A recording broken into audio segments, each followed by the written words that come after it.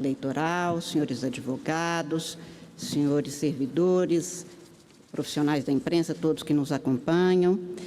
Senhor presidente, este caso que nesta quarta sessão vem se desdobrando no julgamento foi objeto de um relatório extremamente minucioso, aprofundado, do eminente ministro relator. Portanto, acho que não é o caso de voltar na parte do relatório e também, até pelas condições desta ação, presidente, tem um voto muito alongado que nem é muito do meu feitio e que, evidentemente, não farei a leitura pela singela circunstância de que isso se deve às provas, à análise de tudo que se contém nos autos, e eu farei a juntada, que são mais de 100 páginas. Eu vou fazer apenas uma sinopse do que se tem no meu voto, para que se tenha conhecimento, mas, de pronto, com todas as vênias do eminente ministro Raul Araújo, estou anunciando a Vossa Excelência aos senhores ministros que eu estou acompanhando o ministro relator pela parcial procedência com a aplicação da sanção de inelegibilidade ao primeiro investigado, Jair Messias Bolsonaro, e declarando improcedente o pedido em relação ao segundo investigado, Walter Souza Braga Neto. Eu fiz um voto, presidente, a partir de um objeto que foi traçado desde a exposição feita pelo ministro relator. Esta é uma ação de investigação judicial eleitoral, prevista com as especificidades deste caso, desse tipo de ação, que já também foi objeto de muitos cuidados aqui. Ela tem uma parte, uma natureza de investigação e, por isso, tantos desdobramentos relativos ao porquê da investigação, às provas, porque ela tem a peculiaridade de ser exatamente uma apresentação, ajuizamento feito diretamente ao Corregedor-Geral para a investigação, se for o caso, o processamento, e foi o que se deu. O objeto aqui é uma representação formulada pelo PDT, Partido Brasileiro, contra a ocorrência de uma reunião que terá acontecido, e não há controvérsia sobre isso, no dia 18 de julho de 2022, no Palácio da Alvorada, com chefes de missões diplomáticas, convocada a reunião e convidados esses chefes pelo então presidente da República, que é o primeiro investigado. Este é o objeto. Eu fiz a minha análise, o estudo do caso e o meu voto exatamente com a delimitação deste objeto, e é isto que aqui se contém. Não lidei com fatos anteriores, embora, claro, a vida é um processo mesmo, há uma série de atos encadeados, mas o que está aqui não é um filme, o que está aqui em apreciação é uma cena, é aquilo que aconteceu e sobre o qual não se controverte nos autos. Ocorreu, portanto, esta reunião, e nesta reunião, num monólogo, o primeiro investigado, que então, como disse, era presidente da República e já se reconhecia há menos de 3 meses das eleições do ano passado, como ele mesmo põe, em várias passagens daquela peroração, que se cuidava ali de um tratamento, de uma exposição, basicamente sobre alguns temas, todos eles relativos à eleição. Este é o objeto, é isto que foi cuidado, as provas foram produzidas porque o autor da ação questiona a licitude daquela reunião, considerando que a Constituição brasileira, no parágrafo 9º do artigo 14, estabelece que haverá de o legislador complementar, que no caso é a Lei Complementar 64, com as alterações que vieram, estabelece que há que se proteger contra qualquer ato que tisne a probidade e a moralidade administrativa, o abuso do poder econômico e a normalidade e a legitimidade das eleições em caso de abuso no exercício de cargo, emprego ou função pública. Nos termos, portanto, desse dispositivo constitucional, é que se tem, então, a lei complementar, em cujo artigo 22, e este é o fundamento jurídico, o enquadramento jurídico dado, em cujo artigo 22 se estabelece exatamente a possibilidade de partido político ou outros agentes poderem representar diretamente ao Corregedor-Geral relatos de fatos que podem ser considerados ilícitos. Foi o que foi trazido neste caso, contra a argumentação de que haveria ilicitude naquele comportamento, naquele enquadramento dado, naquela ocorrência, a vida no Palácio da Alvorada, na data, no local e com o discurso especificado. Haveria um ilícito porque teria havido o abuso do exercício daquele cargo e o uso indevido de meios de comunicação, porque foi transmitido pela EBC e, mais que isso, nas mídias sociais, e poderia reverberar, portanto, em detrimento da normalidade e da legitimidade das eleições. Este o quadro, e por isso mesmo, até mesmo quanto às preliminares que eu estou acompanhando, ministro relator, mas eu faço apenas 3 observações no meu voto, transcrevo todas, mas faço observação. Primeiro, sobre o que se alegou não sendo pertinente que a Justiça Eleitoral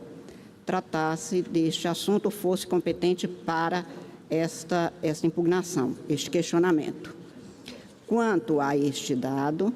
eu teço considerações mais específicas no meu voto, acompanhando as ilações de Vossa Excelência e a conclusão. A Justiça Eleitoral é competente por determinação constitucional, por definição legal, porque estamos aqui a tratar de uma ocorrência comprovada, não contestada, que teria, de alguma forma, tisnado ou poderia tisnar, e é isso que se averigou, que se investigou e que se julgou até aqui, ou que está em julgamento, a normalidade e a legitimidade do pleito eleitoral e, eventualmente, poderia ser considerado contrário aos princípios constitucionais. E estes são expressos e de aplicação desde 5 de outubro de 88, como está no artigo 37 da Constituição. Portanto, a Justiça Eleitoral é competente e, em meu voto, senhor presidente, senhores ministros, eu até faço um rebuscamento um pouco maior. Há muito questionamento, até porque nós julgamos com alguma frequência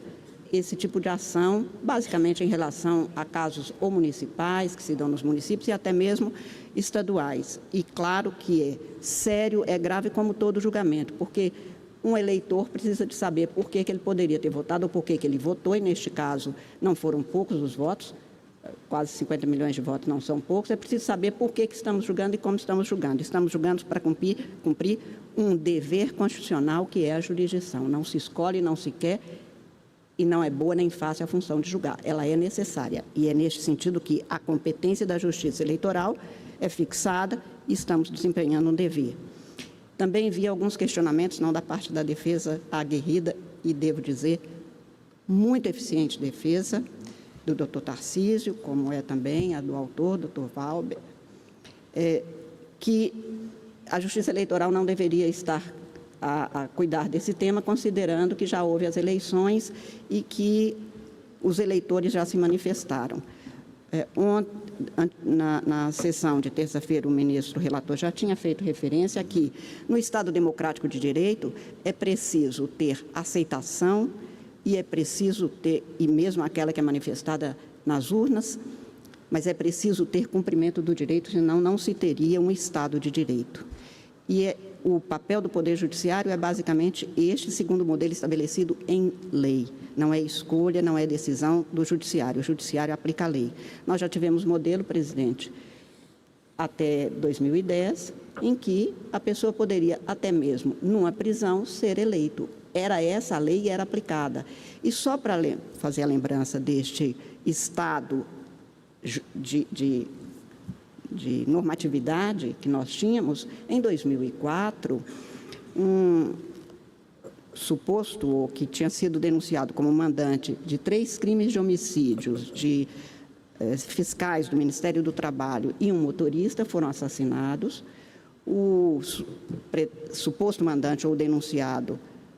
foi preso, as eleições aconteceram, ele recebeu 72% dos votos, este caso que ficou conhecido tragicamente como chacina de Unai, fez com que o ministro Sepúlveda Pertence, ministro desta casa, 2 vezes presidente, um dos maiores brasileiros que nós temos, dizia, será diplomado e será empossado, porque essa é a lei, não compete à Justiça Eleitoral, embora também tem havido muito questionamento como é que se deixava alguém preso ser eleito, porque a legislação previa e era este o limite da justiça eleitoral. Por causa de coisas como essa, é que mais de 1,5 milhão de eleitores brasileiros, cidadãos eleitores, porque tem que mostrar o seu título de eleitor, formularam e propuseram um projeto de lei que foi encaminhada e votada pelo Congresso Nacional, a 4ª Lei de Iniciativa Popular, a Lei Complementar 135, a chamada Lei de Ficha Limpa, que alterou este quadro porque não era considerado aceitável pelos eleitores brasileiros. E hoje, exatamente por conta dessa mudança, uma das exigências é que se atenda, agora na forma da lei complementar, nos termos previstos, para que o legislador atuasse, e foi eleito instado pelo povo brasileiro, como eu disse, com a lei da ficha limpa, estabelecendo exatamente o que nós estamos aqui cuidando como fundamento jurídico da decisão agora tomada, que é, ou do julgamento formulado, que é a aplicação do artigo 22, basicamente nos incisos 14 e 16 da Lei Complementar 64, com as alterações que foram formuladas. Portanto, é competente a Justiça Eleitoral e competência, no caso do espaço estatal, não é um querer, não é um poder no sentido de que pode ou não, é um dever e assim nós estamos cumprindo. Apenas para ficar devidamente explicado. Um outro dado que também chama atenção, ministro Benedito, diz respeito à dilação do objeto, Vossa Excelência se debruçou, os ministros que votaram antes de mim também, que teria havido aqui um alargamento do objeto. Não me convenci disso, a despeito de ter feito uma análise muito minudente do que foi apresentado pela nobre defesa, mas não me convence exatamente porque aqui se tinha desde o início uma investigação posta sobre um quadro, uma ocorrência, e foi isso que foi feito, e a legislação estabelece que essa investigação será feita para considerar as circunstâncias, as condições, os indícios e as provas. Isto é literal na lei, e foi isso que a Corregedoria fez e que apresentou com todo o rigor para a sequência do julgamento. E também um último dado, daquelas preliminares que já foram devidamente cuidadas pelos juízes que me antecederam, que uma das testemunhas não teria sido ouvida.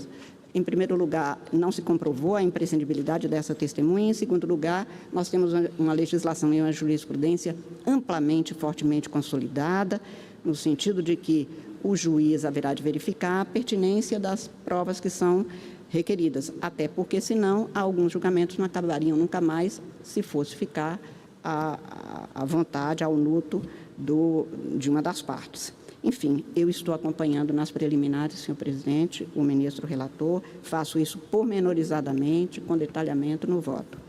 E no mérito, apenas para afirmar, eu me baseei no enquadramento jurídico, no parágrafo 9º do artigo 14 da Constituição Brasileira, que trata, como eu acabei de dizer, exatamente da possibilidade ou da necessidade de se garantir a normalidade e a legitimidade das eleições contra abuso no exercício de cargo, função ou emprego público. E esta lei é a Lei Complementar número 64, em cujo artigo 22 se tem esta possibilidade de ajuizamento de uma ação de investigação judicial eleitoral, como estamos fazendo. Os fatos são incontroversos, a reunião aconteceu, foi convocada pelo então presidente da República, que é aqui o primeiro investigado, o teor está disponibilizado, está nos autos, foi examinados por todos, foi transcritos, não houve negativa de que aquilo tenha acontecido, e nos autos se contém, primeiro, como se deu a organização desta reunião. Esta reunião não, se afirmou muito, e a defesa dizia que não tinha conteúdo eleitoral. Eu não vou fazer a leitura, porque já foi feito em várias ocasiões, presidente, mas o presidente, no monólogo, e se tratava efetivamente de um monólogo, porque ele falou, não houve perguntas, não houve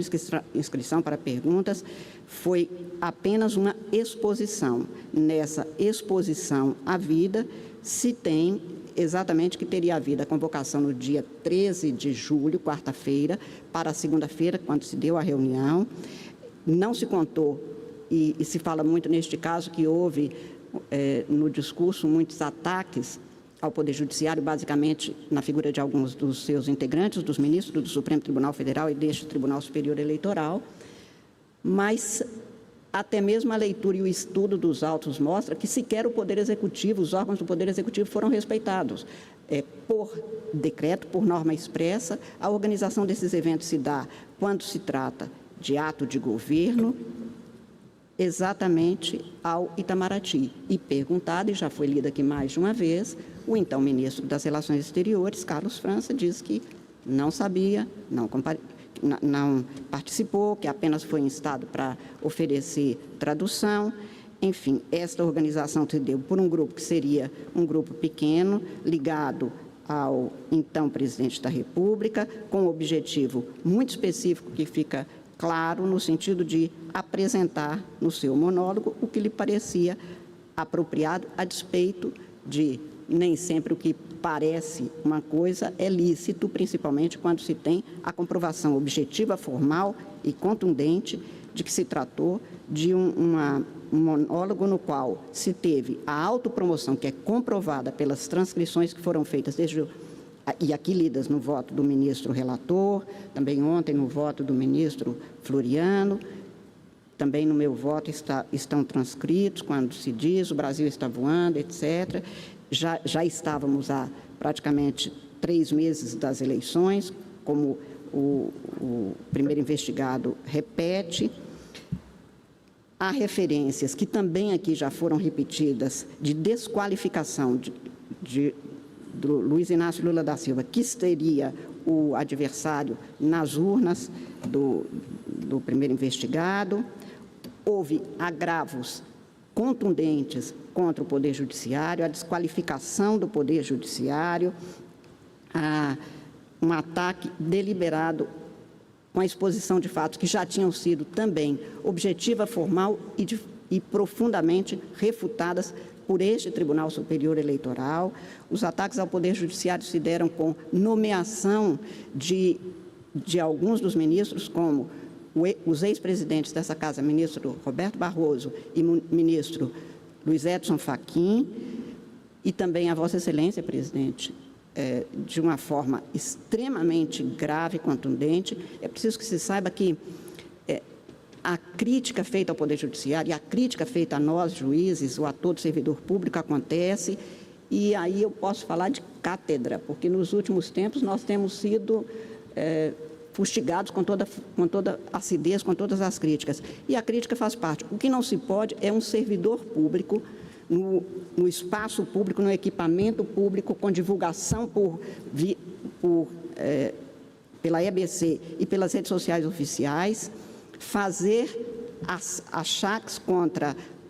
ministros do Supremo como se não estivesse atingindo a própria instituição, e não há democracia sem Poder Judiciário independente. A alegação que é feita, sem que houvesse provas, nem contra o processo eleitoral, nem contra a Justiça Eleitoral, nem contra os ministros dessa Casa, não tinha razão de ser, a não ser efetivamente desqualificar a própria Justiça Eleitoral e o próprio Poder Judiciário, e com isso atacar-se a democracia. Devo dizer, presidente, não precisaria, mas como, além de colega agora no Supremo Tribunal Federal, como colega de cátedra de Direito Constitucional, tanto do ministro Roberto Barroso, quanto do ministro Fachin, quanto de Vossa Excelência, que todos os três são pessoas cuja notabilidade do saber são óbvias. Ninguém perguntou, quando um desses três foram nomeados, quem era Barroso, quem era Fachin. Todo mundo sabia quem era. A notabilidade estava posta, a notabilidade do saber. Então, é preciso que haja comprometimento, respeito, para que se tenha confiabilidade, sem o que não existe democracia. A base de uma cultura democrática se dá assim, e nós, servidores públicos, temos muito mais o dever de respeito, porque sem isso se tem, presidente, eu vou usar aqui uma expressão que é do Carnelutti, e que se aplica ao abuso de poder no processo civil, mas que serve aqui, que é o que o Carnelutti chama de consciência de perverter. Quer dizer, diz o Carnelutti, é a consciência de saber que não tem razão e ainda assim expor como se tivesse sabendo que não a tem. E com isso se perverte a confiabilidade, ele diz, do processo, e isso vale também não apenas para o processo democrático, mas para o processo judicial, mas para o processo democrático como um processo político que é dever de todos nós cidadãos, muito mais dever que nós, servidores públicos, temos. Isso aconteceu, está comprovado, eu estou transcrevendo no meu voto todas as passagens que demonstram. A nobre defesa afirma que teria havido um diálogo institucional. Não me convencem as razões, porque quando se afirma, por exemplo, que quem atenta contra as eleições e a democracia, quem faz isso? O próprio TSE, disse naquela ocasião o primeiro investigado, ao tentar esconder o inquérito tal. Tudo isso tinha sido devidamente esclarecido. Depois, ao tentar desqualificar as próprias missões de observadores que se tem no mundo todo. Participamos como convidados e sempre convidamos a que viessem aqui. E naquela ocasião, entre as muitas passagens que eu poderia citar, aquela na qual o primeiro investigado afirma: no Brasil não tem como acompanhar a apuração. Eu não sei o que vêm fazer aqui os observadores de fora aqui. Vão fazer o quê? Vão observar o quê? Se o sistema é falho, segundo o próprio TSE, é inauditável, também segundo os auditoria externa pedida por um partido político. Isto tudo de desqualificar esta consciência de perverter faz com que não apenas o ilícito tenha acontecido colocando em risco a normalidade e a legitimidade do processo eleitoral e, portanto, da própria democracia,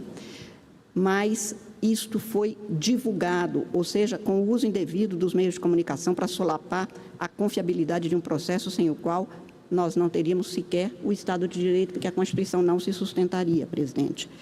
A legislação impõe que a Justiça Eleitoral verifique a gravidade quantitativa e qualitativa, que também foi feito e exposto com muita maestria no voto do ministro Benedito, a quantitativa pela exposição que foi feita com o uso indevido dos meios de comunicação oficiais, e a qualitativa porque exatamente se alcançou não apenas eleitores, como diz a defesa, e é verdade, os chefes de missões diplomáticas não são eleitores, mas são pessoas que reverberam. Devo dizer, presidente, que se tem notícia que no dia 28, anteontem até, numa leitura feita no Conselho de Direitos Humanos da ONU, o senhor Clément Wool teria lido, ele passou aqui como relator da ONU para estes casos, ele passou no Brasil no ano passado e teria lido exatamente dando notícia de que houve a tentativa de desqualificação das urnas eletrônicas da Justiça Eleitoral, o que significa que a gravidade disso vai para além daquele momento, mas eu estou examinando neste momento o que poderia e qual é a força dessa desqualificação que poderia ter gerado consequências muito maiores e como se afirmou o legislador brasileiro no inciso 16 do artigo 22 da Lei Complementar 64, não se verifica qual foi o efeito qual foi o efeito gerado naquele momento, mas a potencialidade deste efeito. Mas qual é a gravidade? A gravidade também ficou devidamente comprovada, como mostrou o senhor Corregedor-Geral, relator deste caso, e por todos os motivos, senhor presidente, como disse a Vossa Excelência, como de pronto disse, eu estou votando pela procedência do pedido nos termos do voto do ministro relator para aplicar a sanção prevista no inciso 16 do artigo 22. Devo dizer que a lei não modula e nem dá possibilidade de ser um pouco mais ou um pouco menos, ela fixa exatamente o que se tem, portanto, aqui não poderia ter sido outra coisa, poderia ter sido uma multa, nós já julgamos este caso no precedente que também foi muito citado sobre propaganda eleitoral, a significar que a reunião tratou e teve caráter eleitoreiro, por isso mesmo foi considerada propaganda eleitoral, mas o mesmo fato pode gerar e gera consequências no plano eleitoral e até em outros níveis, em todos os ramos do direito, no eleitoral não é diferente, por isso eu estou acompanhando exatamente para dar aplicação ao inciso 16 do artigo 22 da Lei Complementar 64, condenando, portanto, o primeiro investigado pela prática de abuso de poder político no exercício de cargo da administração pública, de governo, de uso indevido dos meios de comunicação nas eleições de 2022 e, por conseguinte, declarar a inelegibilidade nos 8 anos seguintes ao pleito daquele ano, 2022, e julgando improcedente o pedido em relação ao segundo investigado, uma vez que nada se comprovou em relação a qualquer participação ou prática dele na ocorrência, no evento, na reunião, que é o objeto precípio aqui investigado e objeto deste julgamento. Também estou acompanhando o relator, senhor presidente, nas providências por ele adotadas, determinadas exatamente o encaminhamento à Vossa Excelência, ao ministro Fux, ao Tribunal de Contas, ao Ministério Público. Como voto, senhor presidente, e farei a juntada, portanto, do voto na íntegra, se que fizer as últimas correções.